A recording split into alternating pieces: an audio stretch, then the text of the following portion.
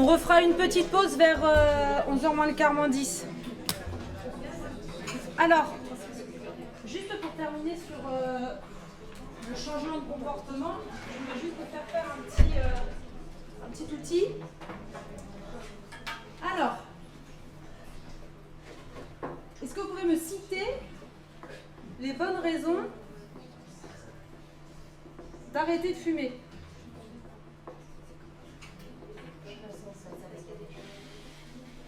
Alors, les bonnes raisons d'arrêter de fumer, s'il vous plaît. La santé. Faut y aller là. Hein. L'argent.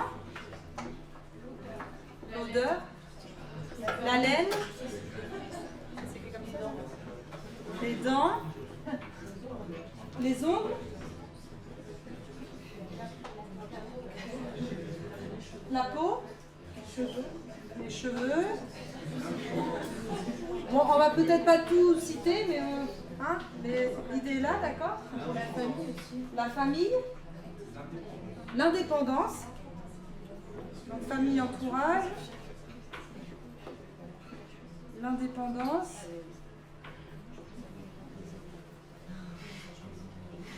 Ok. Quoi d'autre? Pour le sport.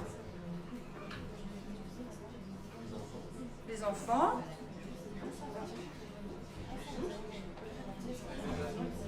Pardon? L'alimentation, c'est-à-dire dans quel cas? Pour la faim? Pour l'hygiène de vie, enfin, tout en général, pour...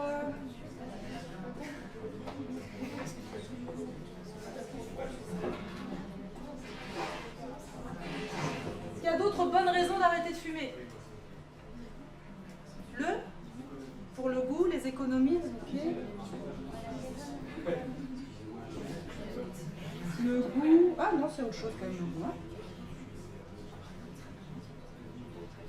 Et puis pour arrêter d'être obligé de sortir à chaque fois d'interrompre.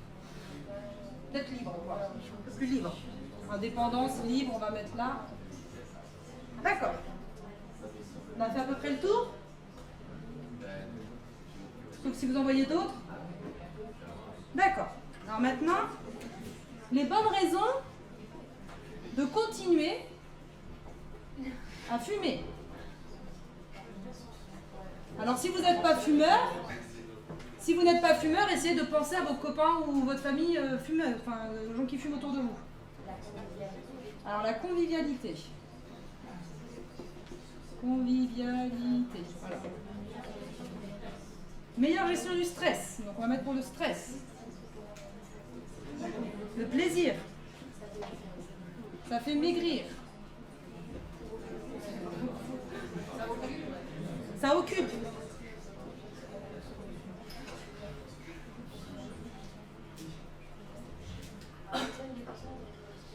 Pardon? Les jeunes, c'est pour le style, c'est pour l'intégration sociale. Tout à fait. Pour, on va dire, l'appartenance au groupe, on va dire. L'appartenance au groupe.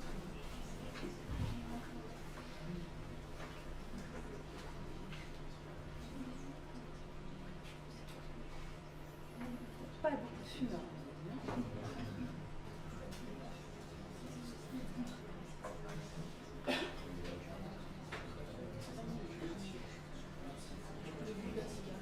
Pour le goût de la cigarette. Pourquoi les gens fument? On l'a dit tout à l'heure. La dépendance, ouais, bon. Mais du coup, pardon? Pour la concentration. Pour la digestion? Quelqu'un dit ça? Non mais c'est vrai? Oui, il y a des gens qui adorent fumer après un gros repas. On peut le mettre. C'est peut-être pas la raison principale pour laquelle ils arrêtent pas, mais ça participe en tout cas. Donc la notion de dépendance, la notion d'habitude, c'est ça un petit peu que... Le rythme dans la journée. Voilà, les rituels, le rythme, d'accord. Donc rythme, habitude.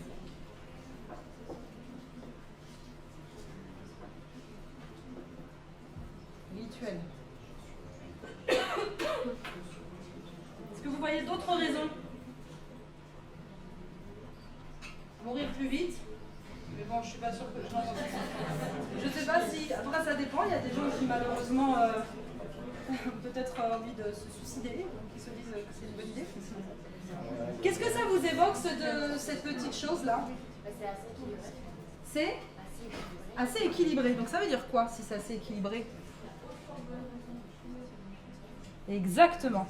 Donc pour vous, c'est peut-être un peu plus difficile de remplir cette colonne-là, en tout cas si vous n'êtes pas fumeur. Mais croyez-moi que quand les gens sont fumeurs, cette colonne est facilement remplie, tout comme l'autre. Et donc ça, en fait, ça porte un nom, ça s'appelle l'ambivalence. Et l'ambivalence, c'est quelque chose que je pense, peut-être vous connaissez, ou en tout cas vous connaîtrez plus tard. C'est qu'on est toujours comme ça, un petit peu, excusez-moi de l'expression, mais le cul entre deux chaises. Bah oui, il faut que j'arrête de fumer, mais en même temps, et c'est le en même temps qui, en fait, est très compliqué. Donc ça, vous allez forcément le rencontrer plein de fois. Oui, il faudrait que je me mette à faire du sport, mais en même temps, franchement, avec ce temps, c'est pas facile, quoi. Ah, effectivement. Oui, il faudrait que je mange mieux, mais en même temps, à la maison, moi, j'aime bien cuisiner avec du beurre. Bon, bref. Il y aura toujours, en fait, un petit truc qui va rendre compliqué le changement. Donc, en fait, ça, c'est ce qu'on appelle véritablement l'ambivalence. Donc, qu'est-ce qui est important, à votre avis, de faire dans ces cas-là? Qu'est-ce qu'il faut faire avec des gens qui sont comme ça?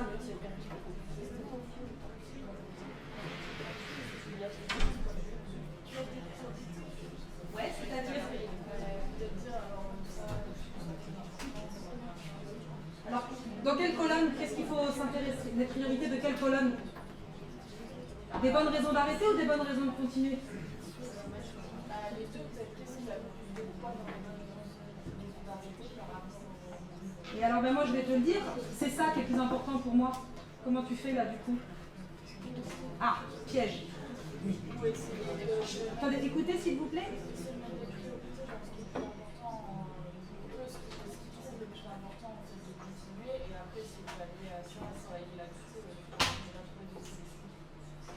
Voilà, tout est dit. La clé, d'accord, quand vous accompagnez une personne qui est ambivalente, ça, on s'en fout, d'accord, de savoir pourquoi il aime fumer, pourquoi c'est du plaisir, pourquoi c'est ses habitudes.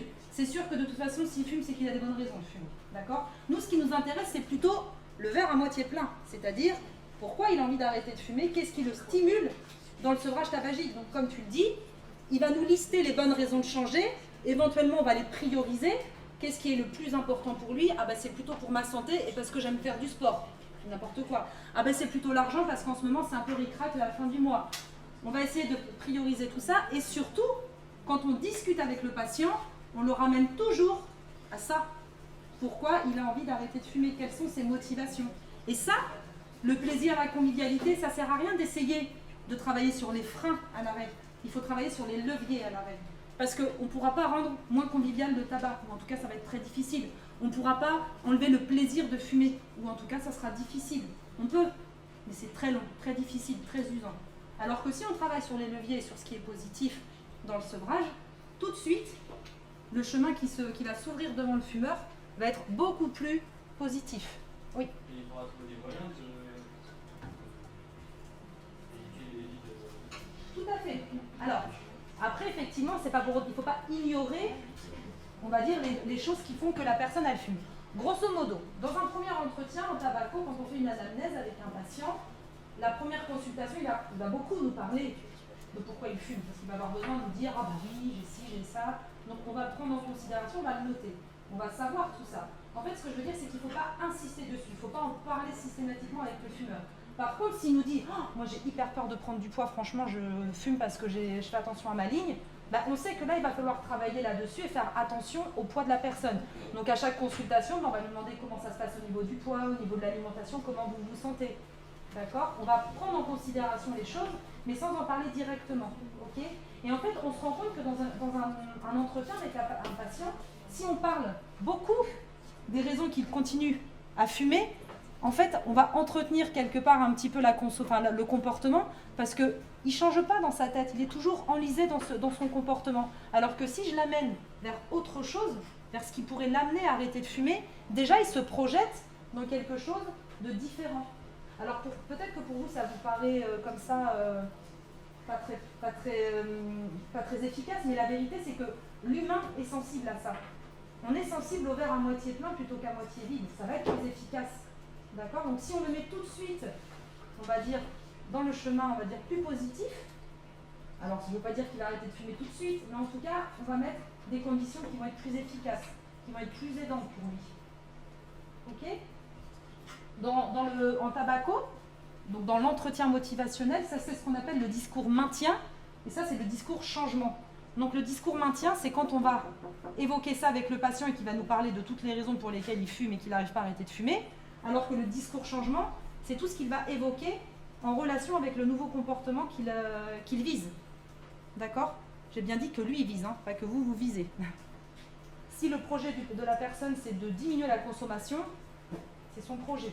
Même si pour vous, c'est pas assez, tant pis. Ce qui est important, c'est ce que lui veut. Bon, c'est pas évident à faire en pratique, hein, je vous le cache pas, mais essayez toujours de ramener toujours hein, le patient vers pourquoi il le fait.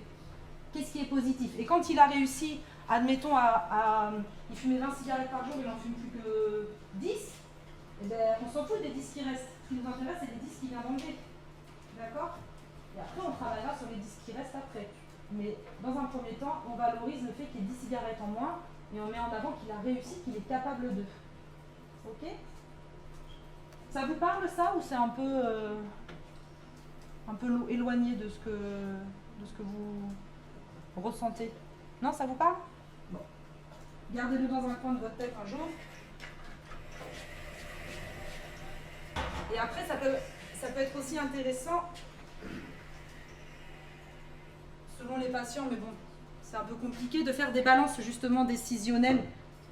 Quand les personnes sont bien motivées à arrêter de fumer, qu'on sent que là, il n'y a plus grand-chose pour qu'ils passent le cap. Souvent, quand on fait des balances entre pourquoi je fume et pourquoi j'ai envie d'arrêter de fumer, le pourquoi j'ai envie d'arrêter de fumer est plus important et ça peut un peu les aider à se rendre compte qu'ils sont prêts. Mais attention de ne pas le faire trop tôt. Parce que le risque, c'est que si ça va dans le côté j'ai envie de continuer à fumer, ce soit contre-productif. Ok. Alors, dans le sevrage tabagique, on utilise quelques outils. Ça dépend un petit peu des tabacologues. On est tous plus ou moins différents. En tout cas, il y a les recommandations en termes de consultation de sevrage tabagique qui nous orientent un petit peu. Et les outils les plus utilisés, il y en a deux. Donc, c'est le Fagerstrom et le CO-Tester. Est-ce que ça vous parle, ces outils? Vous avez déjà entendu parler de ça? Pas du tout? Alors, le Fagerstrom, c'est un questionnaire qui est utilisé pour évaluer la dépendance physique, donc la dépendance à la nicotine. Il existe une version pour les adultes et une version pour les jeunes, puisqu'effectivement, c'est un petit peu différent selon si on vit encore chez nos parents ou pas. Cet outil est intéressant parce qu'il permet de mieux appréhender les besoins du patient et ça permet aussi de montrer au patient s'il est dépendant ou pas à la nicotine. Et grâce à cet outil, on va pouvoir plus ou moins introduire, amorcer le fait qu'il pourrait avoir besoin de substituts nicotiniques. D'accord? Donc, le Fagerstrom, c'est celui-là. Il est assez rapide. Il n'y a pas besoin de prendre 1 heure pour le faire. Donc, la première question, combien de temps après votre réveil fumez-vous votre première cigarette? Ça, c'est une question impérative.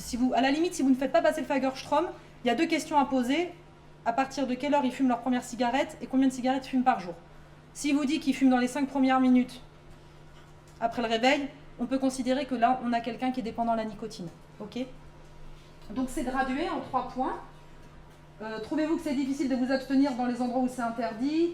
À quelle cigarette vous renonceriez le plus difficilement? La quantité moyenne par jour? Est-ce qu'ils ont l'impression de fumer à un rythme plus soutenu le matin que l'après-midi? Et est-ce qu'ils fument quand ils sont malades? À la fin, on a un résultat.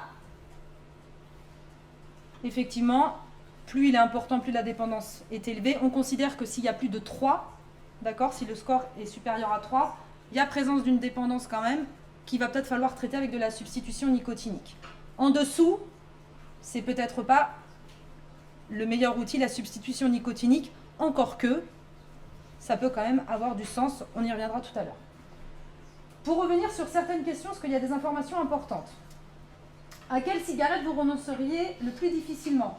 Souvent, quand on dit la première, encore une fois, c'est qu'on est face à des gens souvent qui ont besoin de nicotine. Quelqu'un qui est plutôt un fumeur comportemental ou un fumeur psychologique, il va plutôt dire n'importe quelle autre. Ça sera plutôt celle du soir, quand il est tranquille dans son canapé devant une série.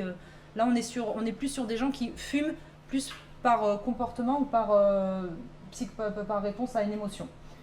Autre information, est-ce que vous fumez à un rythme plus soutenu le matin? Un fumeur qui a besoin de saturer ses récepteurs, le matin, il est capable de s'enchaîner 3 clopes d'affilée.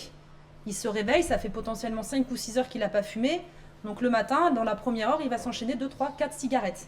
C'est pas étonnant, parce qu'il faut saturer le récepteur. Donc ça, pareil, c'est une information qui peut être importante à savoir. Bon, importante à savoir peut-être plus quand on est tabacologue. Comme je vous dis, vous, vraiment la principale, c'est la première et la quantité moyenne. Ok? Et ensuite, on a le CO-testeur. Est-ce que vous connaissez cette machine? Vous avez déjà vu? Ça ressemble un peu à un alcotest, entre guillemets. Oh.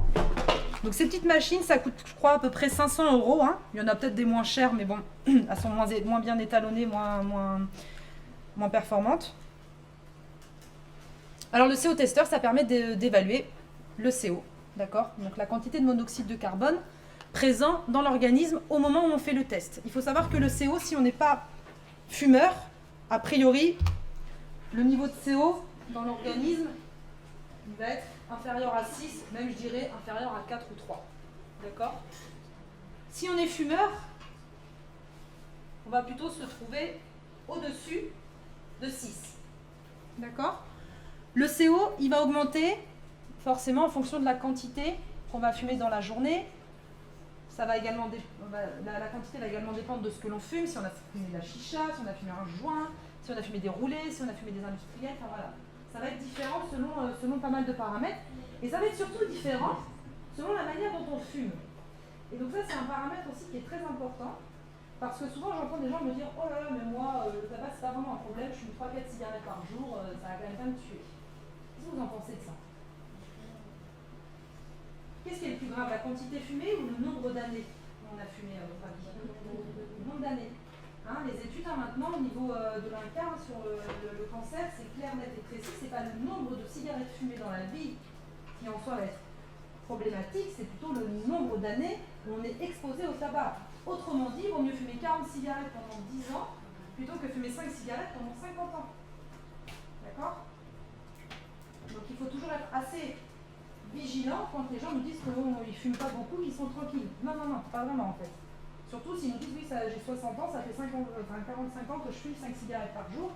Là, on est face à des personnes qui ont un risque accru de développer un cancer. Je ne sais plus quel âge c'est, je crois que c'est 50 ans, fumeur, passé 50 ans, fumeur, et qu'il y a plus de 30 ans de tabagisme ou 20 ans de tabagisme, je crois qu'on a un risque de développer un cancer qui est multiplié par 10 ou quelque chose comme ça. Bon, j'ai plus les chiffres exacts en tête, mais voilà, finalement, la durée d'exposition au tabac est quand même très très importante. Je ne sais pas pourquoi je disais ça. Ah oui, voilà, parce que la manière aussi dont on fume, ça va avoir un impact sur la quantité de monoxyde de carbone qui va être présente dans l'organisme. C'est-à-dire, si je fume comme ça, c'est pas pareil que si je fume comme ça. L'intensité de la bouffée va conditionner la quantité de monoxyde de carbone dans l'organisme, et même plus, va conditionner la quantité de nicotine qui va au cerveau. Ok? Donc, quand à l'époque, il y avait écrit sur les paquets le nombre, la quantité, vous savez, de nicotine présente dans le paquet, ça c'est une arnaque sans nom, puisqu'en fait, les machines à fumer vont évaluer la quantité de nicotine absorbée par cigarette. On considère que c'est à peu près 1,5 mg, sauf qu'une machine à fumer, elle est calibrée. D'accord? Ça va être une certaine bouffée. Nous, en tant qu'être humain, on ne va pas du tout fumer de façon calibrée. On va fumer de façon différente. Si on est pressé, on imagine, la cigarette, on va se l'enquiller rapidement. Ces cigarettes-là sont beaucoup plus toxiques qu'une cigarette qu'on va fumer tranquillement dans son canapé après avoir passé sa journée à la fac ou après avoir travaillé. Donc ça, c'est aussi une information importante. Les gens qui fument en petite quantité peuvent quand même s'intoxiquer beaucoup. J'ai des patients, pour vous expliquer, des patients qui fument 4 ou 5 cigarettes par jour. La façon dont ils fument entraîne une quantité de monoxyde de carbone à peu près équivalente à 20 cigarettes par jour. Ça veut dire que finalement, ils fument 3 ou 4 fois plus que ce qu'ils fument réellement. Est-ce que je suis claire? Ouais. Le monoxyde de carbone il va augmenter si j'ai des bouffées, des inhalations qui sont plus profondes et plus longues. Et si je fume plus vite, je vais aussi m'intoxiquer davantage.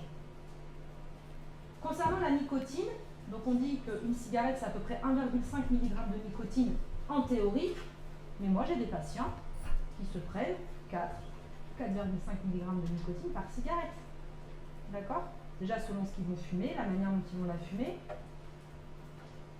C'est difficile à évaluer parce qu'il faudrait l'évaluer dans l'urine. D'accord? Chose qu'on ne fait jamais, c'est bien trop compliqué. On fait des approximations en fait en tabacologie. On ne peut pas être hyper précis sur le besoin en nicotine. En tout cas, cet outil, il va nous permettre d'avoir une information. Est-ce qu'il y aurait un volontaire, fumeur ou pas, pas de jugement, hein, d'accord, on est ici sans jugement, c'est de la bienveillance, qui veut bien venir faire le test pour qu'on voit un petit peu comment ça fonctionne. Encore une fois, si on fume et qu'il y a un résultat de fumeur, il n'y a pas de souci, hein, c'est pas... Vous fumez, les filles, ou pas? Tu as fumé aujourd'hui? Non. Tu as fumé hier? Ce soir? Ah. Tu viens de fumer, bon. Mais après, justement, on le fera après pour comparer. Je suis désolée, on rigole pas du résultat, il n'y a pas de jugement, il n'y a pas de souci. Hein, parce que... Et après, la livre, on fera avec toi qui a fumé il y a quelques jours pour que vous voyez la différence. Donc cette machine se présente de cette manière-là, il va y avoir un petit bonhomme qui va apparaître et qui va demander en gros de prendre une grande inspiration. Donc je fais une grande inspiration et je bloque. Je vais rester en apnée, enfin le patient va rester en apnée pendant quelques secondes, à peu près une dizaine de secondes. Ok ? À 0, le petit bonhomme il va dire en gros de souffler et là il faudra mettre l'embout buccal, à usage unique bien évidemment, dans la bouche et souffler longtemps et doucement. Je le précise parce que des fois les gens ils soufflent comme des animaux. Donc ça ne marche pas si on fait ça. Il faut vraiment que ce soit long et doucement. Il faut vider les poumons, d'accord? Tout l'air qu'il y a dans les poumons. Ça te va? Ouais.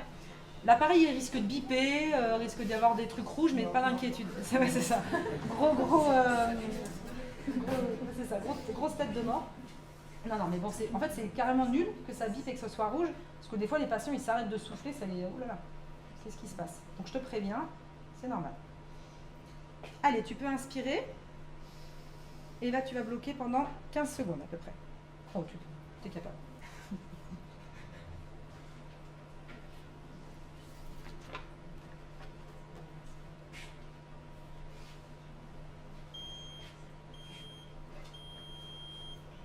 Donc tu souffles longtemps et doucement et tu retiens pas l'air. Hein.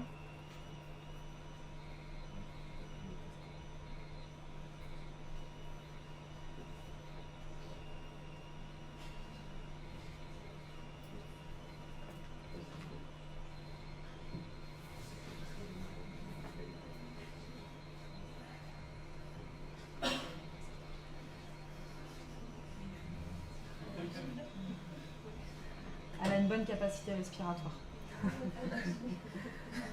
Bon. Alors, là on est à 4. On a de la chance. La cellule elle est un petit peu, oui je ne vous ai pas précisé, il faut que je l'étalonne de nouveau. Donc là, potentiellement c'est un petit peu erroné. Tu réponds si tu veux bien. Tu as fumé combien de cigarettes depuis ce matin? 2. Et hier soir? Enfin, tu as dormi Dans la journée ou... Non, je veux dire, ta dernière cigarette hier soir, elle était à peu près à quelle heure? 22h. 22h, d'accord. Donc 2 cigarettes par jour. Bon, en théorie, je pense que si l'appareil était un peu mieux étalonné, elle devrait être un tout petit peu plus haut dans le jaune. D'accord? Ok? Ce qui équivaut à peu près à, ici, là, quand on est dans le jaune, c'est moins de 5 cigarettes depuis les 12 dernières heures. D'accord? Ce qui serait le cas. Peut-être qu'elle est vraiment à 4. Là, je ne peux pas vraiment trop le savoir parce que l'appareil est peut-être, je vais aller chercher l'autre, il est peut-être un peu défectueux. Ça veut dire qu'à ce moment-là, tant mieux pour elle. Elle fixe peut-être moins le monoxyde de carbone qu'une personne lambda. Il y a des gens aussi qui vont plus le fixer que d'autres. Vous voyez? Excuse-moi, tu fumes à peu près combien de cigarettes par jour? 7. Ouais, 7. J'allais dire, c'est moins de 10 en général. Quand on est dans le vert ou le jaune, c'est qu'on est en dessous de 10 cigarettes. Plus on va avancer dans la journée et plus on va fumer, plus on va monter. Oui. Plus on va monter dans l'échelle. D'accord? Ok? En sachant que quand on est dans cette partie-là, vous voyez, ça équivaut à peu près à 20 cigarettes par jour. Au-dessus de 10, on est autour de 15 cigarettes. À 20, on est largement à 20 cigarettes par jour. Donc je vous imaginez que des fois les taux sont bien au-dessus. J'ai eu des 50, des 60. Donc là, on est sur des 2 paquets et demi par jour, etc. Donc ça, c'est un outil intéressant. Là, par exemple, dans ce cadre-là, bon, le taux de monoxyde de carbone est relativement bas. A priori, quantité de cigarettes fumées inférieure à 10. Certainement qu'elle ne doit pas fumer de manière trop intense. Fume des industriels. Déroulé. Oui, ouais. Mais 17, c'est en moyenne, ça dépend. D'accord. Ce que j'allais dire, elle déroulée. Je vais quand même aller chercher mon autre appareil. Pardon. Mais en général, les roulés, on a des résultats qui sont un peu plus importants. D'où l'intérêt d'avoir un appareil qui fonctionne bien, qui est bien étalonné et qui... voilà, c'est le seul problème, c'est que ça nécessite un peu de maintenance tous les ans. Là, ça n'a pas été fait, donc potentiellement, le résultat est un peu erroné. En tout cas, on peut savoir, selon les résultats, un petit peu les besoins potentiels en nicotine. Ok? Est-ce que tu veux venir le faire?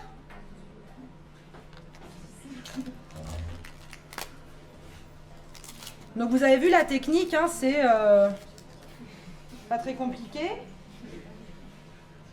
je vais aller chercher l'autre, comme ça on va voir.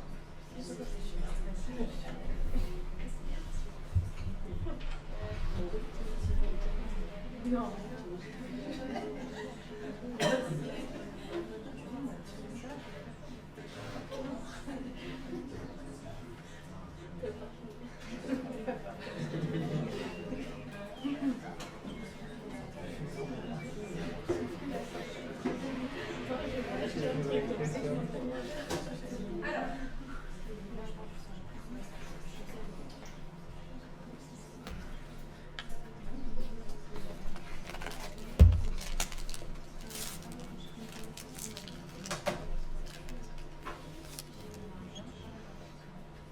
Allez, vas-y, inspire.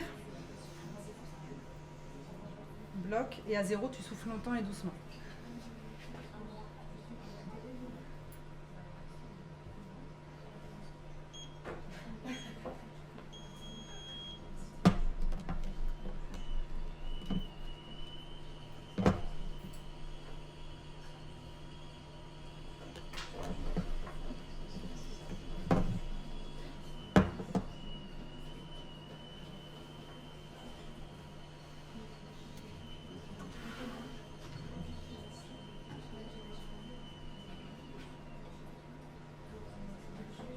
Ah, donc là c'est intéressant, c'est un petit peu plus élevé, à 6, mais on est quand même en dessous encore dans la partie verte jaune. Mais bon, peut-être qu'on peut considérer effectivement, tu as fumé quand la dernière fois? Vendredi? Ah ouais, donc non, c'est pas le capteur, il ne peut pas le capter. Il y a des gens qui sont plus sensibles aussi au monoxyde de carbone dans l'air, donc on peut aussi avoir des fois des résultats en dessous de 6. Mais en dessous de 6, de toute façon, en général, on considère que ce sont des non-fumeurs. D'accord? Sauf dans le cadre de...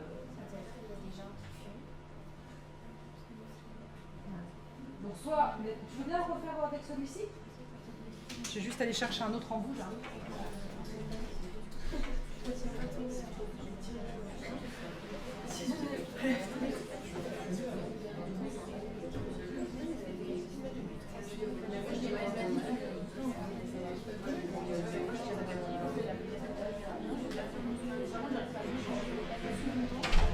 Effectivement, il y a des gens qui ont des... C'est comme les éthylotests ou les éthylomètres. Il y a des gens, on ne sait pas, mais des fois ça ne tourne pas quand il y a de l'alcool. Alors qu'ils ont bu et pourtant ça devrait. Donc ça a quand même un niveau d'efficacité. Ça t'embête pas de le refaire? Non, pas du tout, non. Allez, inspire. Non, je pense pas que... Mais effectivement, ouais, il y a des fois des résultats...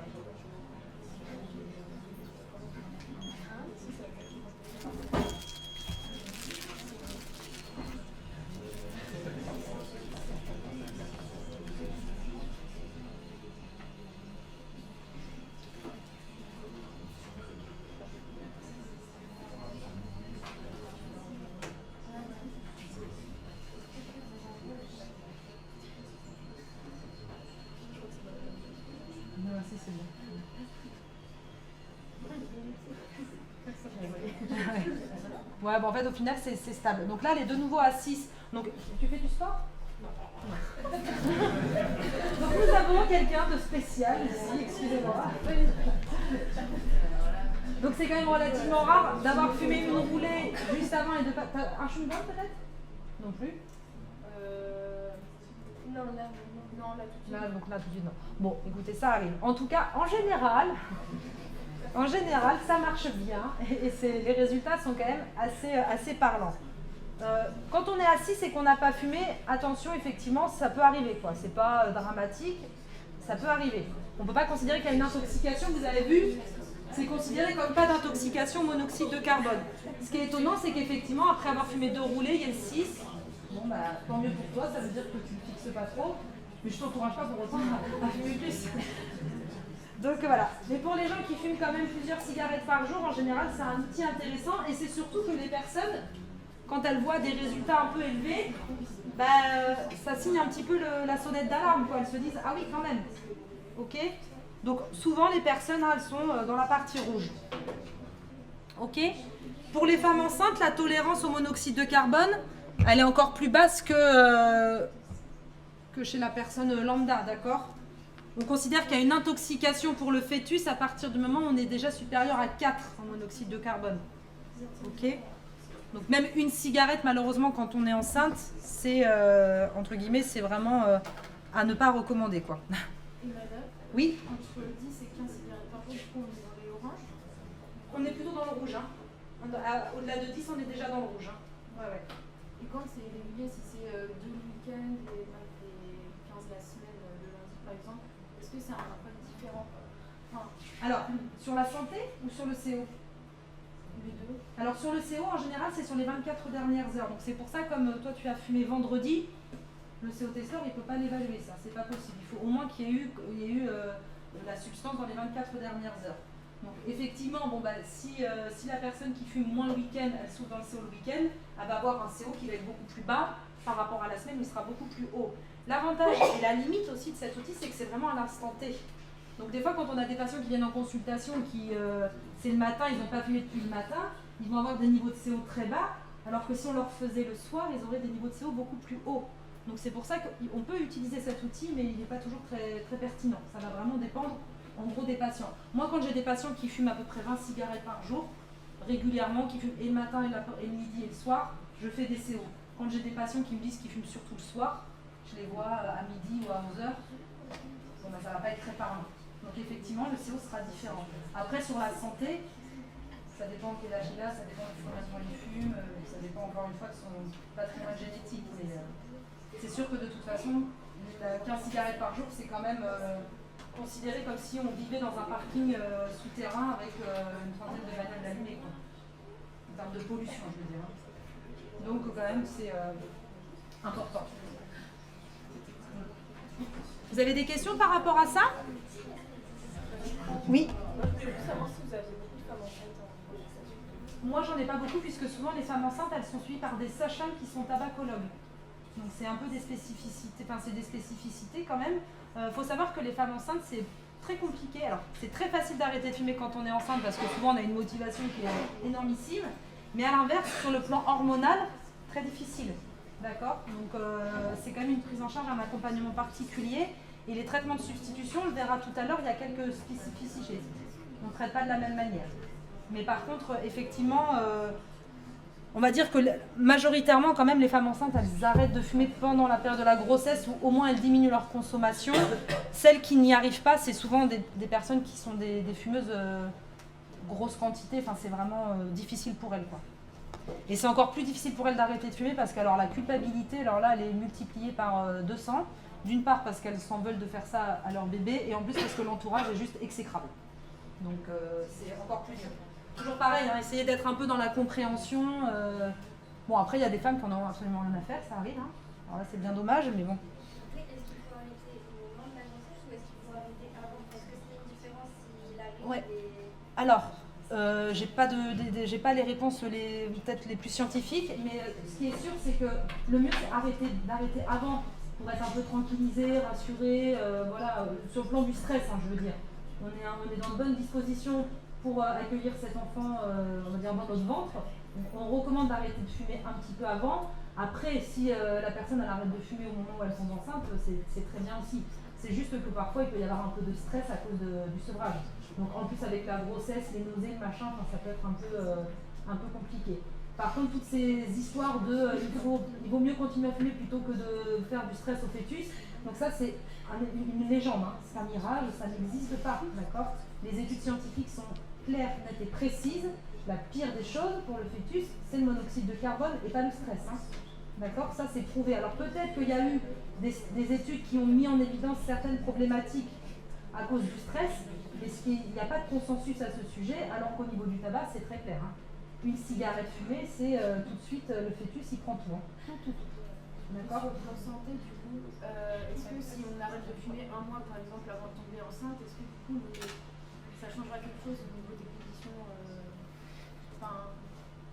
le corps, sur le plan, on va dire au niveau des tout ce qui est dans le corps, des particules, on va dire, oui, voilà, mais pour le bébé, au niveau du sang, est-ce qu'il y aura je crois pas. Je crois pas qu'il y ait... En tout cas, à ma connaissance, il n'y a pas de véritable différence. La pire chose pour le fœtus, c'est le tabagisme passif, entre guillemets, ou actif, au moment où il est dans le ventre, quoi. Ce qui s'est passé avant, ça va avoir une incidence, forcément, évidemment, une certaine incidence. Mais si on arrête 1 mois, 2 mois, 3 jours avant... Et qu'on arrête le jour même ou 1 mois avant, il n'y aura pas moins de substance dans le sang pour le bébé, justement, ça sera pas mieux. Non. Enfin, en tout cas, c'est pas significatif. Forcément, il y aura des différences si on doit faire des analyses, j'imagine que c'est différent, mais ce ne sera pas significatif sur, on va dire, la santé du bébé et sur son devenir.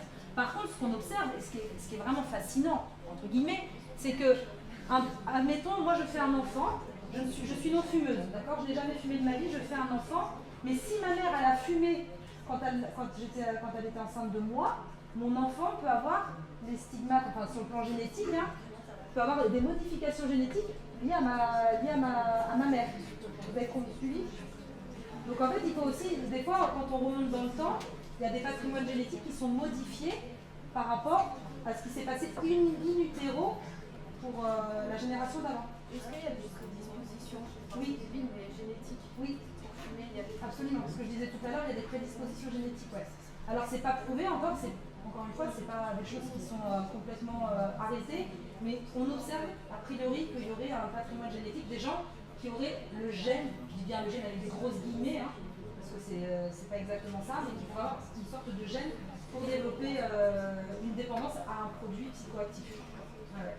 Mais ce que je disais tout à l'heure, il y a des gens qui vont fumer toute leur vie de temps en temps et ne jamais être accro-dépendants. Il y a des gens, les 3 semaines, 1 mois de consommation, ils sont déjà dépendants, quoi. C'est vrai que c'est très différent. Bon, en tout cas, ce qui se passe au moment de in utero, quand on est enceinte, c'est sûr que les femmes, elles ont une responsabilité énorme, parce qu'on va donner à nos enfants beaucoup de choses à ce moment-là, quoi. Ok. Alors d'autres outils pour arrêter de fumer, on utilise aussi le Minnesota, qui est un questionnaire qui permet d'évaluer les symptômes de sevrage, donc la présence de symptômes de sevrage. Donc les principaux, hein, c'est l'alimentation, est-ce qu'il y a des fringales, une augmentation de l'appétit, la nervosité, l'agressivité, le stress, la tristesse, l'angoisse, les humeurs dépressives. Il faut savoir qu'il y a beaucoup de fumeurs en sevrage qui dépriment. C'est un symptôme assez classique, ou qui pleurent pour un rien. Ça arrive. Le craving, donc le craving, c'est ce qu'on appelle l'envie impérieuse de fumer. C'est un jargon en tabacologie. Voilà, donc cet outil est intéressant parce qu'il va permettre d'ajuster le traitement, s'il y a traitement. Par exemple, si on voit qu'il y a beaucoup de symptômes de sevrage, on va peut-être pouvoir se dire que le traitement de substitution nicotinique n'est pas assez élevé, n'est pas adapté. A l'inverse, s'il n'y a plus un seul symptôme de sevrage, ça peut peut-être vouloir dire que l'on peut diminuer la quantité de substituts nicotiniques, le cas échéant. Et donc cet outil peut être utilisé tout au long du sevrage. On l'utilise quand les personnes sont en sevrage total. C'est quand même plus intéressant. Ou quand il y a une réduction significative de la consommation.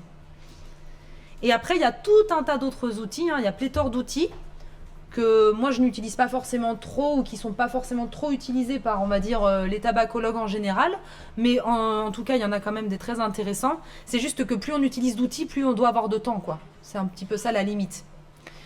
Et donc, je vous ai mis le lien sur Santé publique France, où vous pouvez vraiment récupérer tous les outils qui existent, que ce soit en matière de sevrage tabagique, mais aussi dans la prévention du tabac, etc. Oui. Pour être tabacologue, c'est une formation en plus? Oui, c'est un DU. C'est un diplôme universitaire, sur 1 an, avec des cours, un mémoire et du stage. Voilà.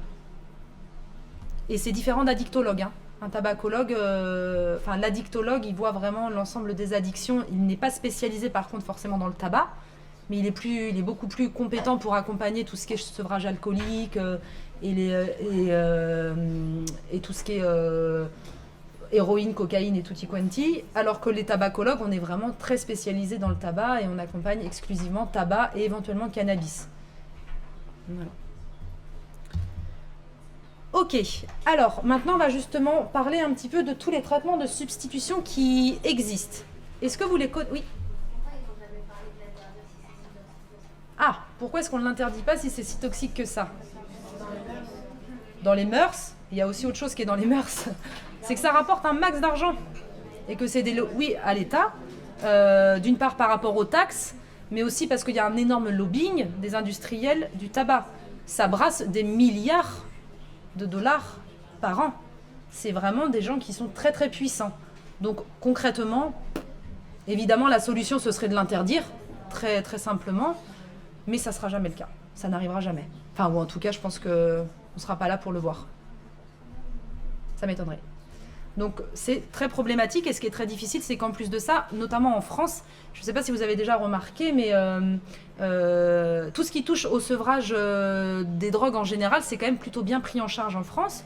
Il existe des traitements remboursés par la Sécu, il y avait des séjours en hospitalisation complète pour aider les personnes à faire des cures en tabaco. Ça fait 1 an, même pas 1 an, que les traitements sont remboursés par la sécurité sociale. Avant ça, quelqu'un qui avait le cancer, il avait le droit à 50 € de rembourser ou 150 € de rembourser de substitut nicotinique. Donc c'est quand même assez étonnant. Et ça c'est pareil, hein, c'est qu'il y a un tel lobbying qu'on va dire que l'État, en tout cas au niveau de la santé, ils font pas trop ce qu'ils veulent, hein. Le paquet neutre, ça a mis énormément de temps avant d'arriver parce qu'il y avait un lobbying énorme de la part des industriels du tabac. Donc ça fait longtemps que le paquet neutre devait être mis en place en France, hein. Alors, qu'est-ce que vous connaissez comme traitement de substitution? Les patchs, ouais. Les chewing-gums. Tout ce que vous voulez. L'inhalateur de nicotine propose un traitement qui soit médicamenteux ou non médicamenteux. Donc les patchs, les gommes, l'inhaleur, cigarette électronique. Est-ce que c'est validé ça par la science? Est-ce que c'est un outil reconnu? Non? C'est pas reconnu, hein?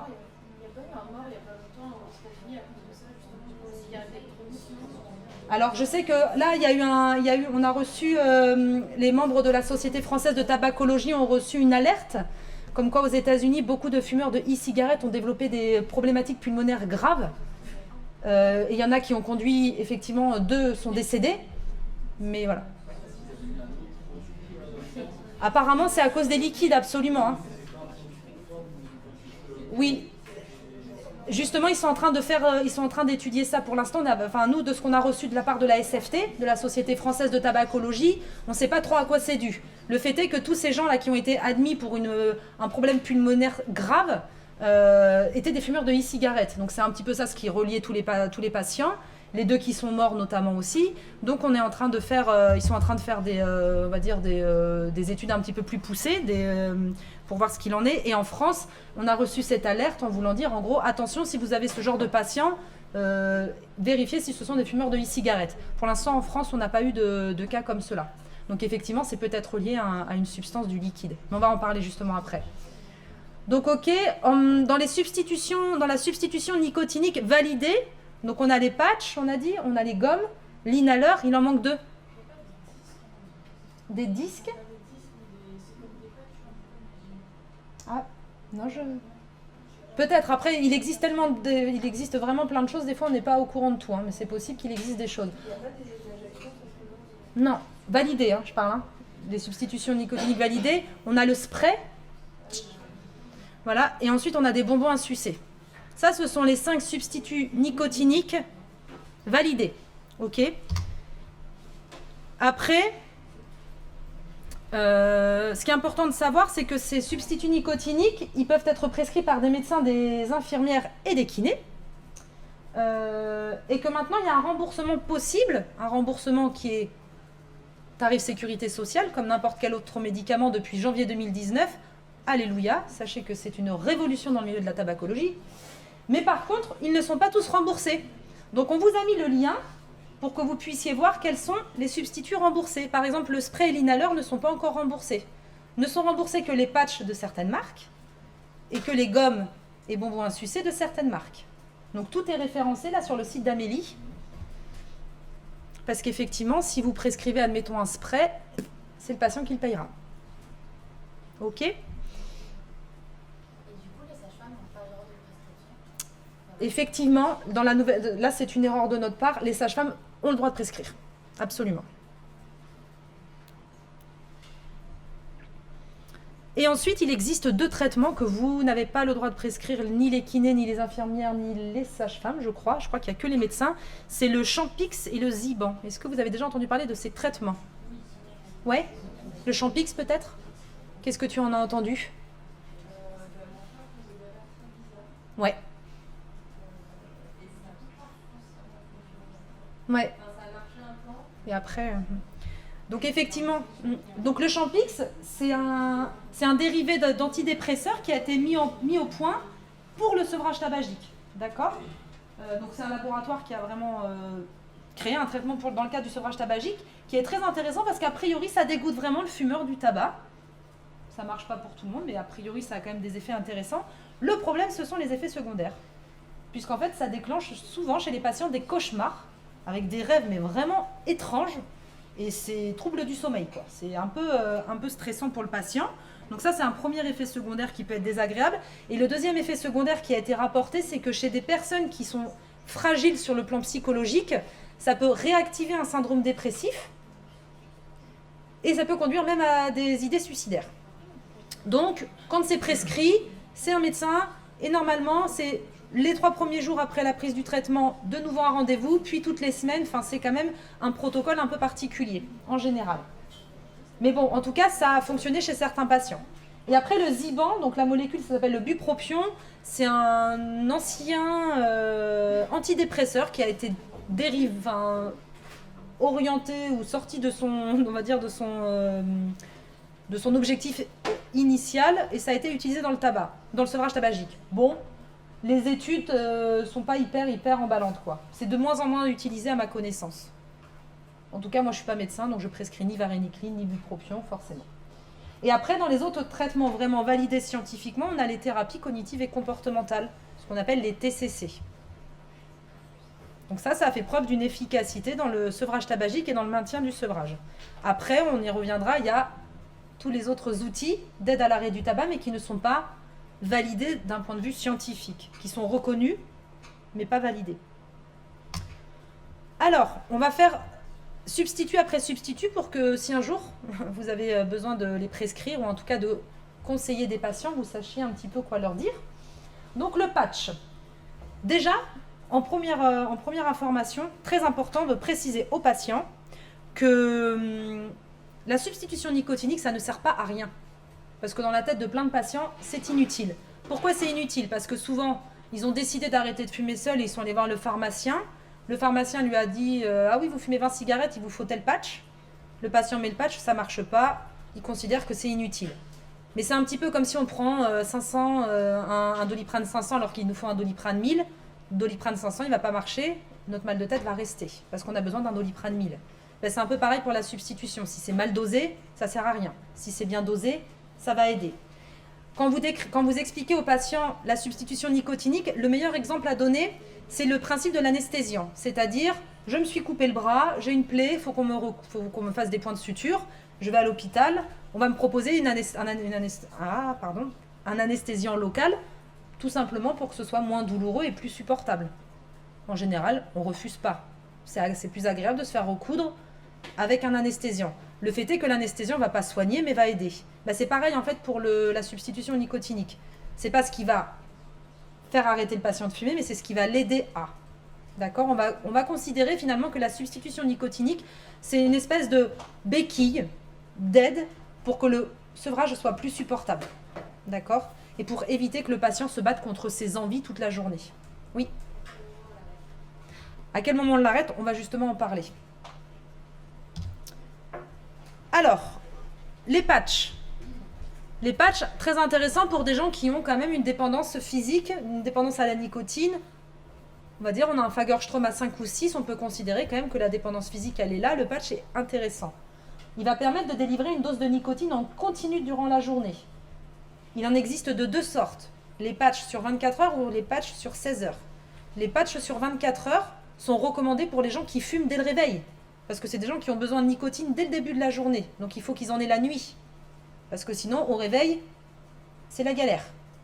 Alors que par contre, les personnes qui ne fument pas forcément tout de suite après le réveil, mais plutôt 1 heure après le réveil, sont peut-être des gens qui n'ont pas besoin d'avoir de la nicotine délivrée la nuit, puisque le matin, ils peuvent mettre leur patch au réveil, et le temps que la nicotine fasse son effet, ça devrait gérer. Enfin, ça devrait le faire. Donc sur 24 heures, effectivement, il faut garder le patch la nuit, mais le mettre le matin, puisque c'est le matin quand même que la diffusion de la nicotine va être la plus importante. On a 3 dosages, 7 mg, 14 mg, 21 mg. Forcément, c'est dose dépendant, selon la quantité de cigarettes fumées. Et sur 16 heures, on est sur du 10, du 15 ou du 25 mg. D'accord ? Les doses sont un petit peu plus importantes, c'est normal. Puisque la nuit, il n'y a pas de diffusion de nicotine, donc il faut quand même que la personne ait sa dose durant la journée. Donc l'augmentation, elle est progressive, d'accord ?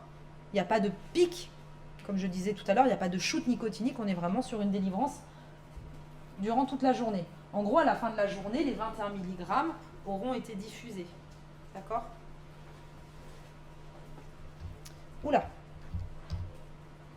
Fumer sous patch est autorisé. Est-ce que vous le saviez, ça ? Donc surtout quand un patient vous pose cette question, vous lui dites bien qu'évidemment, on peut fumer sous patch. Parce que plein de fois, les patients enlèvent le patch pour fumer. Aucun intérêt, puisque du coup, on enlève le patch, il est plus efficace, à force de le recoller, il ne sert plus à rien. En sevrage tabagique, il y a 2 techniques. L'arrêt total ou la diminution progressive de consommation. La diminution progressive de consommation, elle se fait avec de la substitution nicotinique. Puisqu'une personne qui fume 20 cigarettes par jour, elle me dit « Ah ben voilà, la semaine prochaine, je voudrais en fumer plus que 10. » Il faut bien les compenser, ces 10 cigarettes en moins dans la journée. Donc pour les compenser, on va utiliser de la substitution nicotinique. D'accord ? Surtout que ce qu'on a observé, c'est qu'une personne qui va diminuer sa consommation d'elle-même, en général, elle va changer sa façon de fumer. Au lieu d'en fumer 20, elle va en fumer 10, mais elle va s'intoxiquer toujours comme avant en fait, parce qu'elle va pomper beaucoup plus sur les cigarettes. C'est clair ça ? Le cerveau, il va compenser. Non, c'est pas très clair. Si ? Si vous avez besoin de 20 mg de nicotine par jour, vous fumez 5 ou 6 cigarettes dans la journée, croyez-moi, le cerveau, lui, de façon inconsciente, vous n'allez pas vous en rendre compte, mais le cerveau va faire en sorte d'avoir sa dose. Donc ces 5 ou 6 cigarettes, le fumeur, il va pomper dessus pour avoir sa dose. D'accord ? Donc c'est pour ça que quand on fait de la réduction de la consommation, on propose de la substitution. Ok ? Évidemment avec des dosages un petit peu plus faibles. Par exemple, quelqu'un qui va fumer 20 cigarettes par jour et qui me dit « je vais diminuer de 10 cigarettes », on peut être sur des patchs un peu intermédiaires. Vous voyez ? 7 ou 14 mg, ça paraît plus approprié. 21 mg, c'est à peu près 15 cigarettes. 15-20 cigarettes, on est sur 21 mg. Oui, alors, vas-y. Oui, vas-y.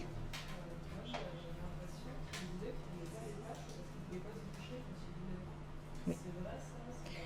Alors, le problème, c'est que s'il met le patch le matin et qu'il prend sa douche le soir, ou qu'il la prend le midi, ou qu'il en prend 2 par jour, c'est vrai que c'est pénible parce que le patch, il est quand même pas très résistant à l'eau.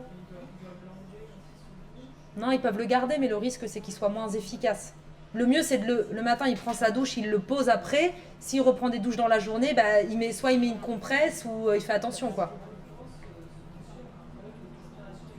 Ah oui. À cause du patch ?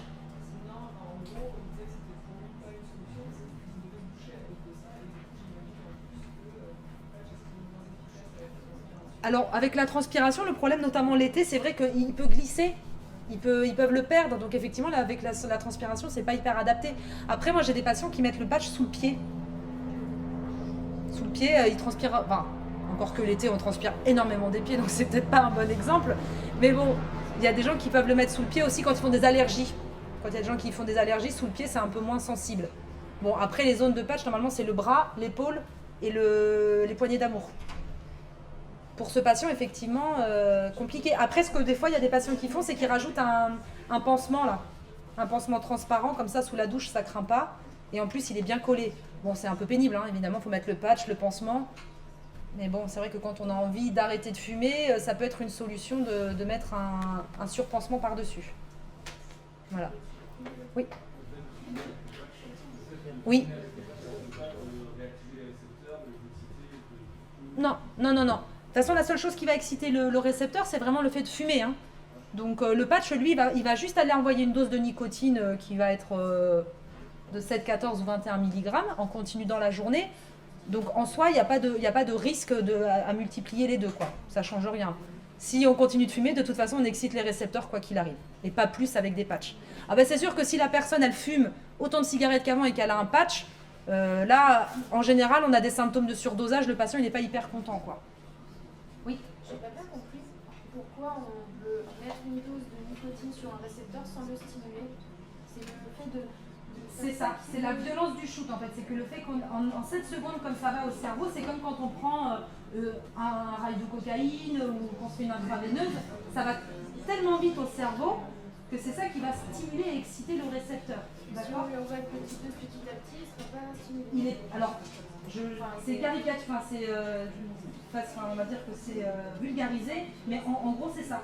L'idée c'est ça, c'est qu'il ne va pas être excité de la même manière, donc du coup il va, entre guillemets, ses propriétés il va s'endormir, entre guillemets. C'est clair ?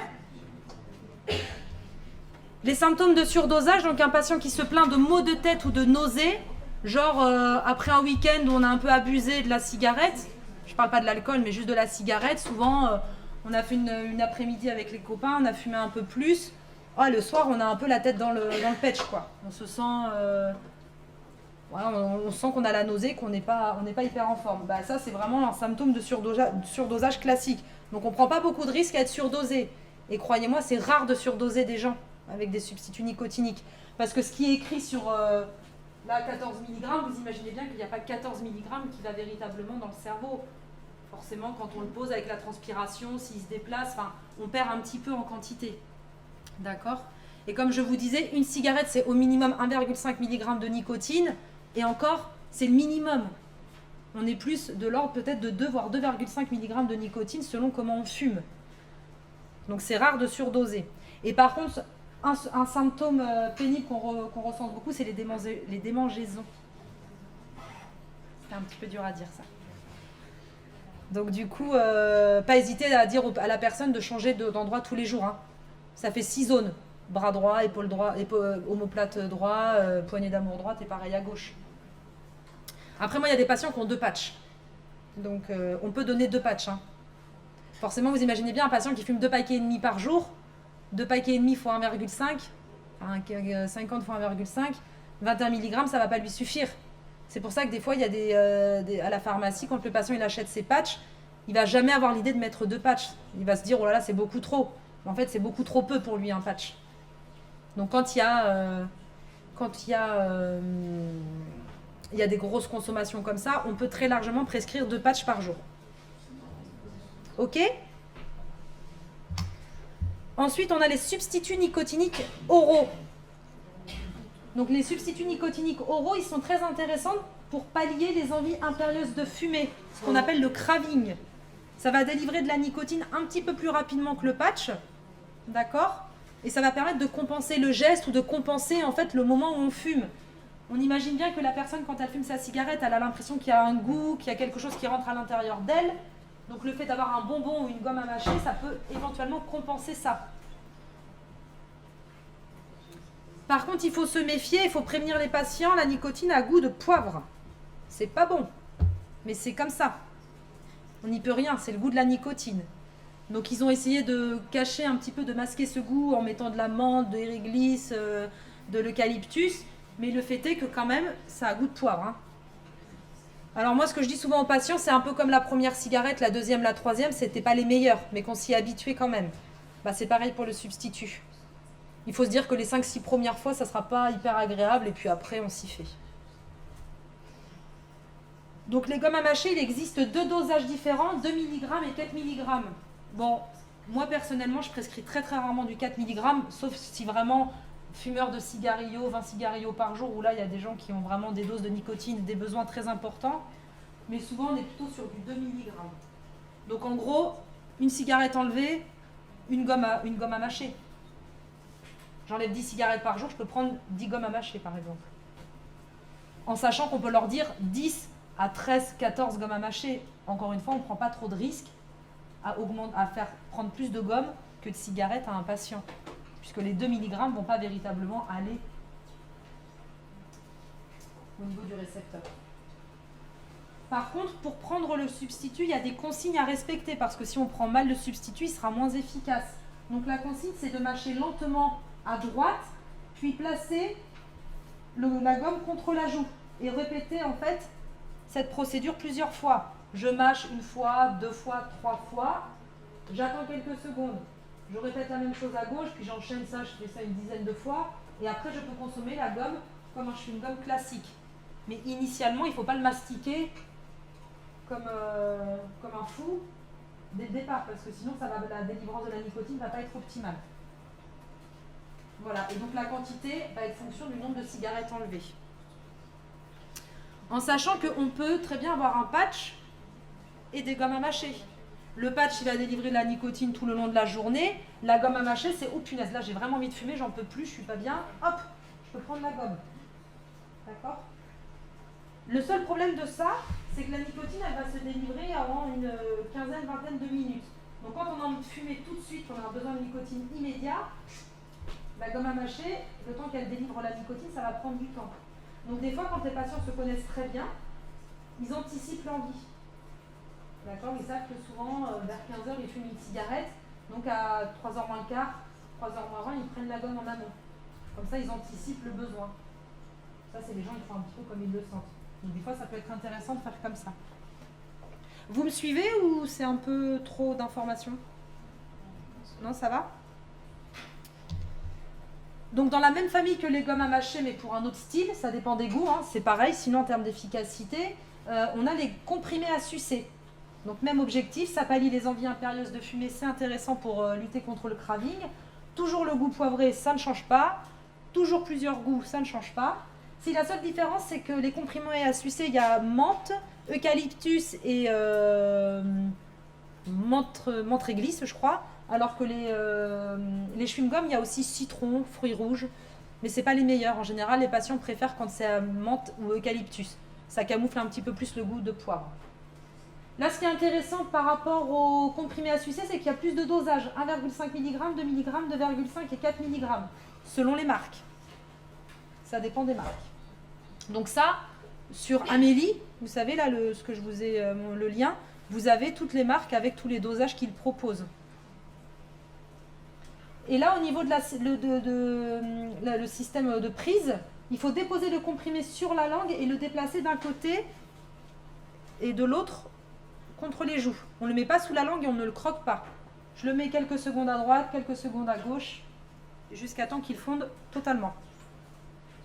Voilà. Voilà pour les comprimés à sucer. Donc idem, on peut donner des comprimés à sucer, des patchs, des gommes. C'est très libre. Donc là, les 3 que je viens de vous montrer, ils sont tous remboursés. On peut les prescrire contre remboursement. Ensuite, il y a le spray qui, lui, n'est pas remboursé. Alors le spray, c'est le petit dernier, enfin le petit dernier qui a maintenant quelques années, qui permet de soulager plus rapidement les envies impérieuses de fumer. En 7 minutes à peu près, en moins de 10 minutes en gros, la nicotine, elle va aller au niveau du cerveau. Donc c'est ce qu'il y a de plus... là, c'est l'absorption la plus rapide de nicotine. Par contre, c'est fort. Ça veut dire quand on se le met sur la langue, ça gratte, quoi. Ça a du goût. Donc pareil, pour les gens qui ne sont pas forcément trop fans des goûts un peu forts comme ça, c'est pas très approprié. Donc là, au niveau de la consigne, il faut placer le spray proche de la bouche et pulvériser une dose sur la langue. Pas plus de 2 doses à chaque fois. Donc attention de prévenir que le goût peut être fort et que ça peut un peu surprendre. Et que tout comme la cigarette, on s'y habitue au bout de quelques bouffées. Les consignes, c'est de ne pas dépasser 4 pulvérisations par heure.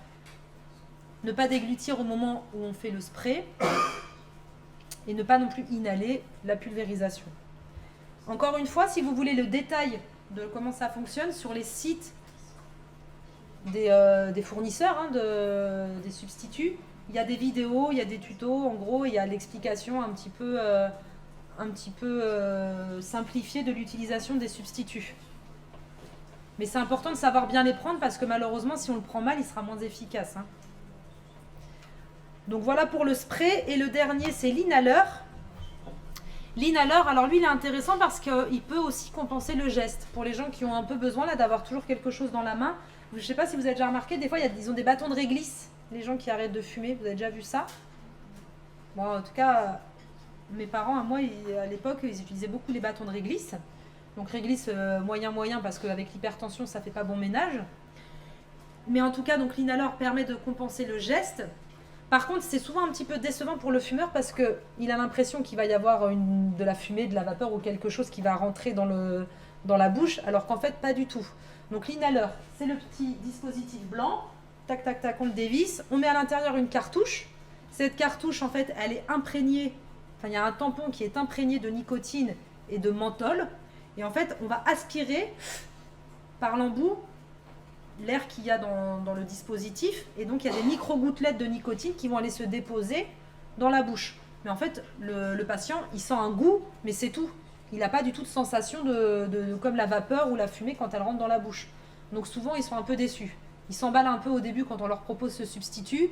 Ils sont là, oh là là, oui, c'est super. Et au final, ils ne sont pas très très observants. Ils ne le prennent pas trop.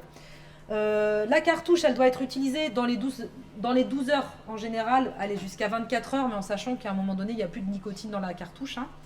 Et la durée d'utilisation, elle va dépendre de l'utilisation. La durée de la cartouche va dépendre de la durée et de l'intensité en fait, de son utilisation. Par exemple, quelqu'un des fois va prendre la cartouche et va la consommer comme si elle fumait une cigarette. Bon, la cartouche, elle est vide. Par contre, si elle prend juste 2 ou 3 aspirations, elle peut la réutiliser dans l'heure. D'accord? Donc ça, c'est... moi, je le propose, mais je le prescris très très peu. C'est vrai que c'est assez rare. Et en plus de ça, maintenant, c'est pas remboursé non plus, ça. Donc c'est un peu la limite. Mais voilà, ça existe et ça peut être intéressant. Alors, ce schéma, ça représente la cinétique de la nicotine selon le traitement utilisé. C'est ce qu'on disait tout à l'heure, quand on parlait de cette notion de dépendance, d'excitation du récepteur. Ici, on voit que dès qu'on consomme la cigarette, paf, on a un pic et on a un niveau plasmatique en nicotine qui est élevé et très rapide. Alors que si je prends donc le timbre, hein, c'est ce qu'on appelle le patch, hein, vous voyez que c'est une augmentation très progressive, d'accord, et qu'en 60 minutes, en 1 heure, on va avoir, je dis n'importe quoi, 3 ou 4 ou 5 mg de nicotine. Ok. L'inhaleur, on a un pic, mais qui arrive au bout d'une dizaine de minutes quand même, vingtaine de minutes même. Ici, on a la... Tout va bien? C'est bon? Rien de grave? Ici, on a la gomme de milligrammes, voilà, qui fait cette cinétique-là. Et là, la gomme 4 mg. Et le plus rapide, c'est le spray. Mais encore, une fois, le spray, on n'a pas non plus de shoot nicotinique. Donc ça permet un petit peu de voir la cinétique, l'évolution de la nicotine plasmatique sur 1 heure selon les substituts.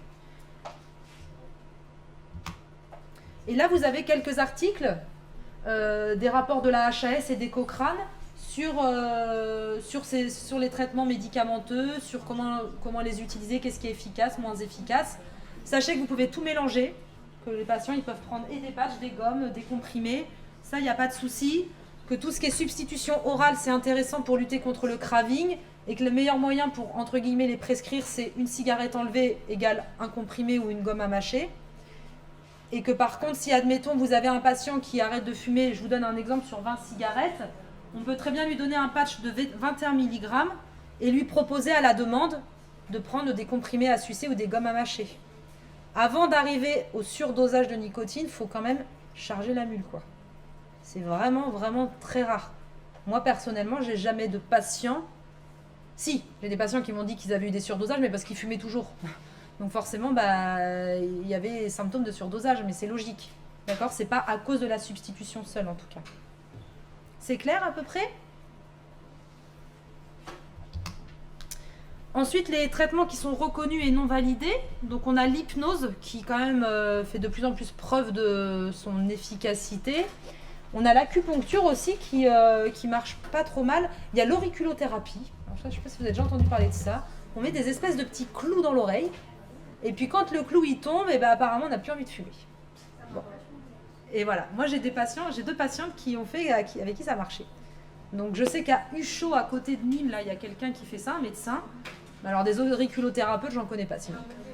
À Montpérou? Ah ben c'est bon à savoir. Un médecin qui fait ça? Ouais. Alors voilà, moi après je suis toujours un petit peu... je sais jamais trop quoi recommander. Quand c'est pas des médecins, il faut être toujours vigilant. Mais bon, si en tout cas ça a fonctionné chez des patients, on peut considérer que c'est une source à peu près fiable. Mais toujours attention à qui on oriente les patients. Et Alan Carr, vous connaissez? Le What Why Short de la tabacologie, ouais. Ça vous parle? On lit un livre et on arrête de fumer. C'est formidable. Mais bon, encore une fois, il y a des gens qui ont réussi à arrêter de fumer avec ça.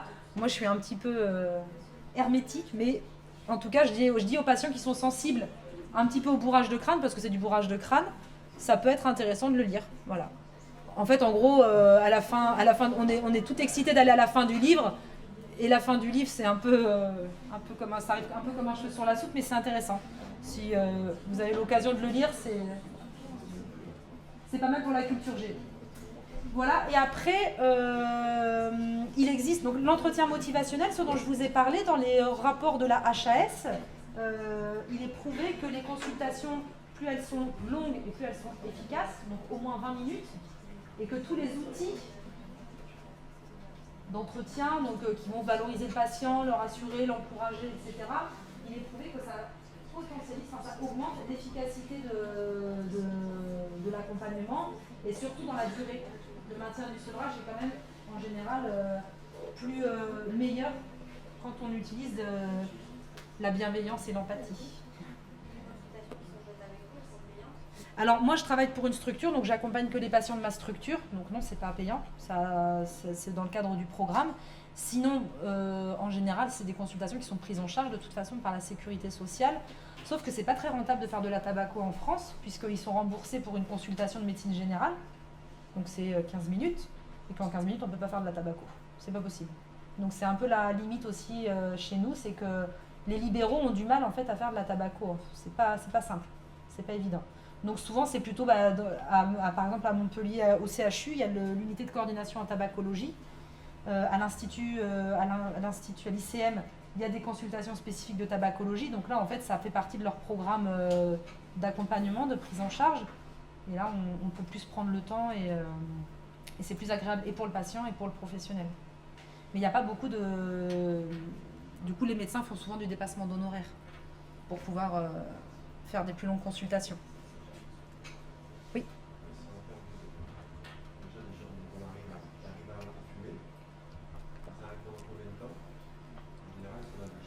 Ah oui.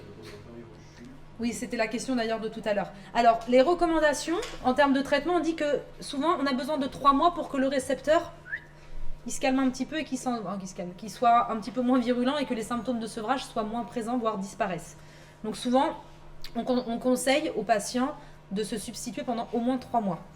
Ça, c'est la première chose pour répondre à ta question. On peut prendre des substituts pendant 1 an. Si les gens ils en ont besoin, pendant 1 an et demi, on s'en fiche. Puisque de toute façon, la nicotine, ils en avaient avant avec la cigarette. Donc s'ils en ont avec le substitut nicotinique, en soi, c'est pas très grave.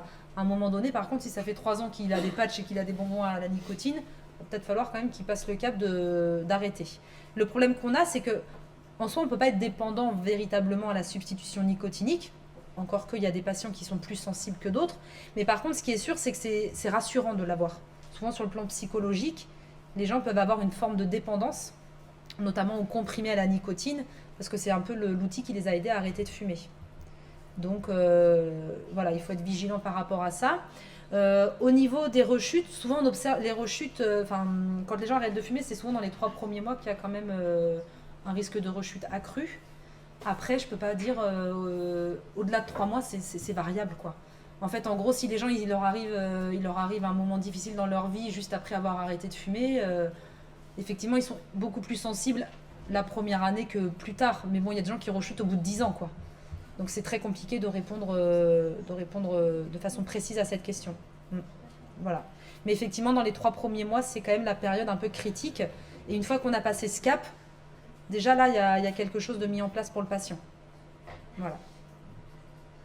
C'est à peu près clair, ça ?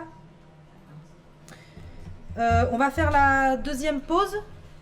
Par contre, on va prendre un peu moins de temps si ça vous convient. À 11h maximum, on reprend. 10 minutes du coup.